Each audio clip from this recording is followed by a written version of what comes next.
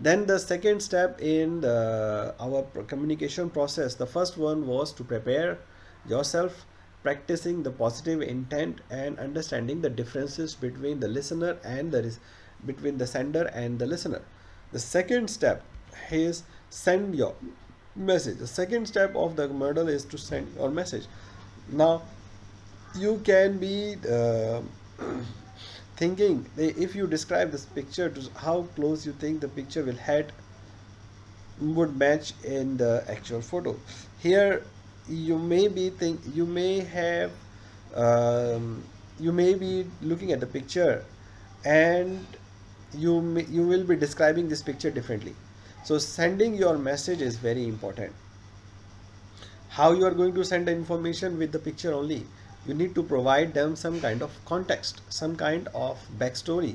Otherwise there will be different descriptions of the same picture by somebody else. So you have to provide the message together with the context in which you are saying those things. You cannot just send only a message, it can be misunderstood. So you have to provide the message with the context. So it's very difficult to send a clear message without the context. So you have to provide the context. Then the message character, what are the characteristics of a clear message? The clear message leaves no room for misunderstanding, and it can be accomplished in many ways. The first thing is direct language. So talk about what you need with confidence. Be careful not to back down too quickly if you are discussing something that is very important to you. For example, your salary. Don't be considerate of other ideas, but don't hastily abandon your own ideas. So when you are communicating, you need to be confident what you want to say. You are not going to change immediately your stances, because then in that case it means you don't have a clear message. Use I statements instead of we or somebody else or other people's. If you use I statement, means you are confident and you have a clearer message. What, like, use I statement, state what do you need in terms of yourself, not the other person. Wrong way, for example, wrong way is, are you sure you want to choose this one? Right way, I think you should choose that one.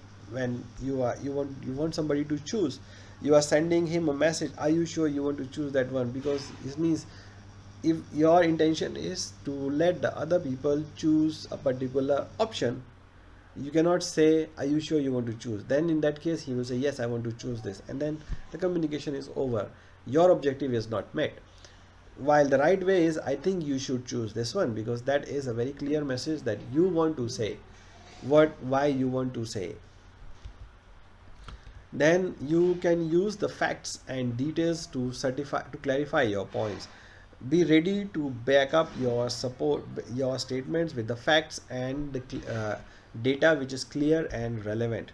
Use a calm and non-critical tone of voice.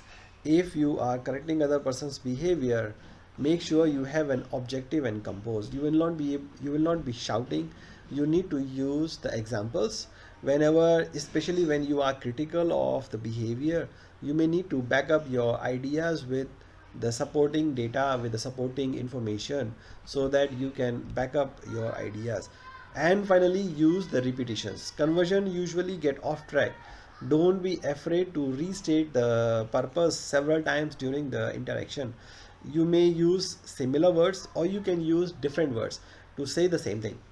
Sometimes when we are trying to, especially when you are trying to express a complex situation, you may have to try to convince the audience in multiple ways, one way or the other way. Sometimes you may rephrase the word, sometimes you may repeat the same word, sometimes you may want to use alternative words or alternative sentences to say the same thing, so that you can make sure that your idea is